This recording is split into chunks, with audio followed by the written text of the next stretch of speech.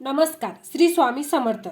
तर बघा मैत्रिणी, जर तुमचं शोल्डर उतरत असेल तर शोल्डर फिटिंग कसं करायचं आहे हे बघा।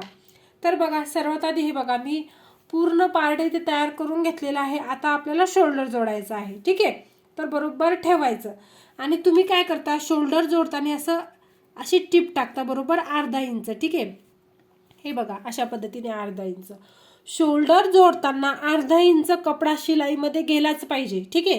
तर आता काय करायचं, आता आपण अशी सरळ टिप टाकून घेतली समजा, आणि त्यानंतर काय करायचं, गळ्याकडच्या साईडने असं 2 लाईन खाली जायचं। हे बघा, अशा पद्धतीने इथून इथपर्यंत यायचं आणि अगदी 2 सूत म्हणजे 2 लाईन असं खाली डाऊन जायचं टिप टाकत, ठीक आहे।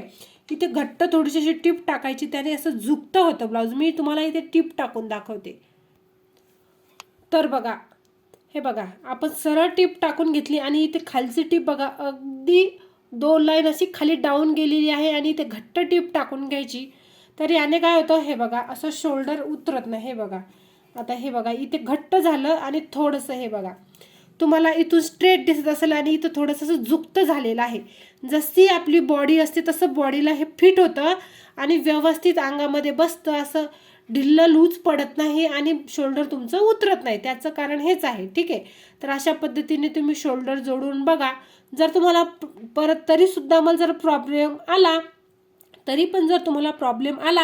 तर काय करायचं, तर तुम्ही मला कमेंट करा।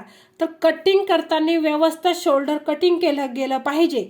त्याची दुसरी ट्रिक ही आहे, जर तुमचा प्रॉब्लेम सॉल्व्ह होत नसेल तर कटिंग करण्याची एक टेक्निक आहे, तो सुद्धा आपण व्हिडिओ शेअर करूयात। व्हिडिओ आवडला तर चॅनलला लाईक करा, सबस्क्राईब करा। धन्यवाद।